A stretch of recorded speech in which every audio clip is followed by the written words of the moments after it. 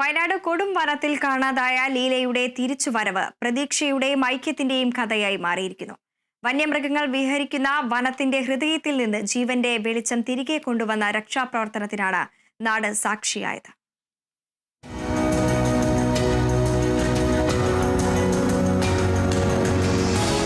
മാനന്തവാടി പിലാക്കാവ് മണിയൻകുന്ന് വനമേഖലയിലാണ് ലീലയെ കാണാതാവുന്നത്. വീട്ടിലേക്ക് വരുന്നതിനിടെ ഓർമ്മക്കുറവുള്ള ലീലയ്ക്ക് എവിടെ വെച്ചോ വഴിതെറ്റുകയായിരുന്നു. വന്യമൃഗ സാന്നിധ്യമുള്ള പ്രദേശമായതിനാൽ ലീലയുടെ മകനും നാടും ആശങ്കയിലായി. നാട്ടുകാർക്കൊപ്പം RRT, പോലീസ്, ഡോഗ് സ്ക്വാഡ്, അഗ്നിരക്ഷാ സേനകളും ലീലയെ കണ്ടെത്താനായി കൈകോർത്തു. വനംവകുപ്പിന്റെ ക്യാമറയിൽ പതിഞ്ഞ ലീലയുടെ ചിത്രങ്ങളാണ് തെരച്ചിലിന് പ്രതീക്ഷ നൽകിയത്. തിങ്കളാഴ്ച വൈകിട്ട് ലീല വനത്തിലേക്ക് കടന്നുപോകുന്നത് ഒരു ക്യാമറയിൽ പതിഞ്ഞിരുന്നു. ലീല ഈ വനഭാഗത്ത് എവിടെയെങ്കിലും ഉണ്ടാവാമെന്ന പ്രതീക്ഷയിൽ ദൗത്യസംഘം തെരച്ചിൽ തുടർന്നു.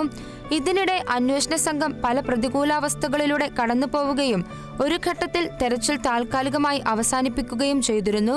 കാട്ടിനോട് വേർതിരിഞ്ഞു പോയ ഒരു പയ്യനാണ് ഒരു തോർത്ത് അവിടെ ഉണ്ടെന്ന് പറയുന്നത്. രാവിലെ തന്നെ ഇത് തോണിയോടുകൂടി തന്നെ നമ്മൾ ഉദ്യോഗസ്ഥന്മാരും കുടുംബത്തിലുള്ള ആൾക്കാരെ തെരച്ചിൽ നടത്തി. രാവിലെ തന്നെ നമുക്കത് കണ്ടെത്താൻ സാധിച്ചു. അവർക്ക് മറ്റു ആരോഗ്യ പ്രശ്നമൊന്നുമില്ല, നല്ല ആരോഗ്യത്തിൽ തന്നെ ഇരിക്കുന്നത്.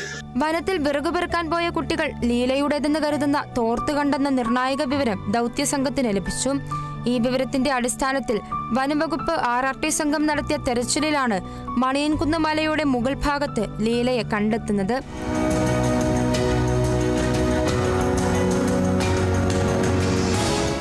ഒരു നാടിന്റെ അർപ്പണബോധത്തിനൊപ്പം പ്രതീക്ഷയുടെയും അതിജീവനത്തിന്റെയും കൂടി അടയാളമായി ലീലയുടെ തിരിച്ചുവരവ്.